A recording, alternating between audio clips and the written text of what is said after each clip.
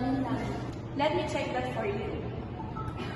Yes, Miss Lami, I see your reservation for a deluxe room for 2 nights. May I please see a valid ID and your booking confirmation? Of course, Curtis. Thank you, ma'am. Everything looks in order. May I have a credit card for a credential deposit? Of course, Curtis. Thank you, ma'am. Thank you, Miss Lami. Here's your room, room 208 on the 5th floor.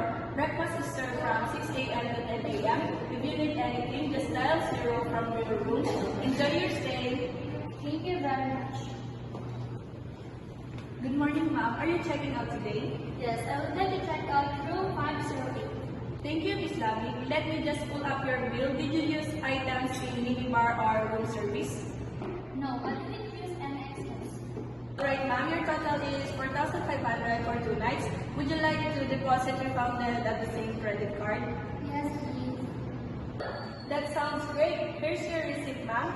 We hope you enjoy your stay. Have a safe trip.